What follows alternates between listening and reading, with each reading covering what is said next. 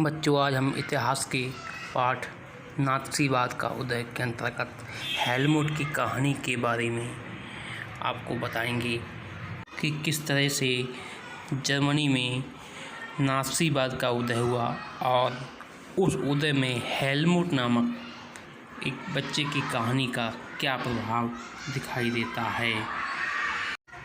Helmut की कहानी। 11 वर्ष का बालक हेलमुट जर्मनी का निवासी था। हेलमुट के माता पिता नाज़ीवाद के समर्थक थे।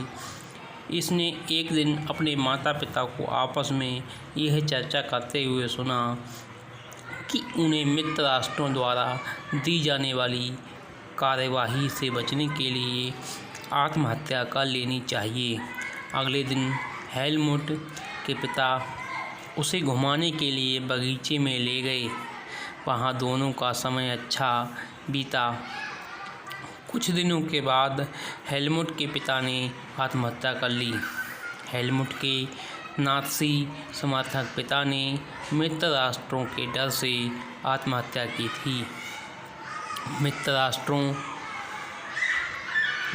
जर्मनी को जीत चुके थे और हेलमुट के पिता की दृष्टि में वे नाज़ियों के साथ वैसा ही व्यवहार करते जैसा नाज़ियों ने अपाहिजों और यहूदियों के साथ किया था। हेलमुट पर इस घटना का बहुत बुरा प्रभाव पड़ा। हेलमुट को अपनी माँ द्वारा जहर देकर मार डालने का डर लगने लगा। मित्र राष्ट्रों की कार्यवाही के डर से ऐसी अनेक घटनाएं तत्कालीन जर्मनी में घट रही थीं। तत्काल समय में हिटलर जर्मनी का शासक था। उसने द्वितीय विश्व युद्ध में भाग लिया। वह यहूदियों को यहूदियों की पूरी नस्ल को समाप्त कर देना चाहता था, लेकिन मित्र राष्ट्रों के साथ सोवियत संघ और अमेरिका के आ जाने के कारण युद्ध का स्वरूप ही बदल गया। जर्मनी ने मित्र राष्ट्रों के सम्मुख मई 1945 में आत्मसमर्पण कर दिया। हिटलर व उसके समर्थकों को यह डर सताने लगा था कि मित्र राष्ट्र उनके साथ भी वैसा ही व्यवहार करेंगे जैसा कि उन्होंने यहूदियों और अल्पसंख्यक समूह के साथ किया था। इस डर से हिटलर और उसके प्रचार मंत्री गोबल्स ने बर्लिन के एक बंकर में पूरे परिवार के साथ अप्रैल 1945 में ही आत्महत्या कर ली थी। इसके बाद आत्महत्याओं का एक क्रम सा चल पड़ा। मित्र राष्ट्रों की विजय के बाद जर्मनी में जो आत्महत्याएं हो रही थीं, उनका कारण मित्र राष्ट्रों द्वारा न्यूरेमबर्ग नामक स्थान पर स्थापित सैनिक अदालत थी। ये अदालत 3 प्रकार के युद्ध अपराधों पर सुनवाई के लिए गठित की गई थी। नंबर 1 शांति के खिलाफ अपराध, नंबर 2 युद्ध अपराध और मानवता के खिलाफ अपराध। अदालत द्वारा नाज़ियों को कठोर दंड दिया जाने लगा।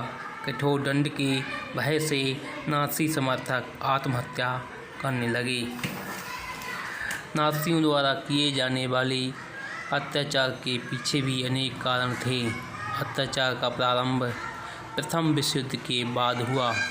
प्रथम विश्व युद्ध के समाप्त होने पर मित्र राष्ट्रों ने जर्मनी को वर्साय की अपमानजनक संधि करने के लिए बाध्य कर दिया। अपमानजनक होने के कारण जर्मनी में राष्ट्रवादी तत्वों का उद्भव हुआ। हिटलर ने राष्ट्रवाद का नारा देते हुए जर्मनी के गौरव को पुनः स्थापित करने का वादा किया। जर्मनी की जनता हिटलर को राष्ट्रीय नायक के रूप में मानने लगी। जर्मनी की जनता में हिटलर की स्वीकार्यता ने उसको तानाशाह बना दिया। नाज़ीवाद का प्रारंभ यहीं से हुआ। हिटलर ने अल्पसंख्यक समूह और यहूदियों के विरुद्ध घृणा का प्रसार किया। आगे चलकर यह घृणा हिंसा में बदल गई। द्वितीय विश्व युद्ध के दौरान 60 लाख यहूदी, 2 लाख जिप्सी, 10 लाख पोलैंडवासी और 70,000 जर्मनी के निवासियों को बेरहमी से मार दिया गया। इस काम को हिटलर ने बहुत सुनियोजित तरीके से पूरा किया और लोगों को मारने के लिए बड़े बड़े सामूहिक कत्लखाने बनवाए गए। इन कत्लखानों में जहरीली गैसों के माध्यम से लोगों को मौत की घाट उतारा जाता था। जहरीली गैसों के कत्लखानों को ऑस्विट्ज़ कहा जाता था। मित्र राष्ट्रों द्वारा न्यूरेमबर्ग में जो अदालत बनाई गई उसने केवल 11 मुख्य नाज़ियों को ही मृत्युदंड की सज़ा दी। शेष सभी आरोपित नाज़ियों को उम्र कैद की सज़ा सुनाई गई। नाज़ियों को अदालत द्वारा दी गई सज़ा उनके द्वारा की गए अपराध की तुलना में बहुत कम थी। इसका कारण यह था कि मित्र राष्ट्र ऐसा कुछ भी नहीं करना चाहते थे जैसा कि उन्होंने प्रथम विश्व युद्ध के बाद किया था, जिससे जर्मनी में हिटलर का उदय संभावित हो गया था।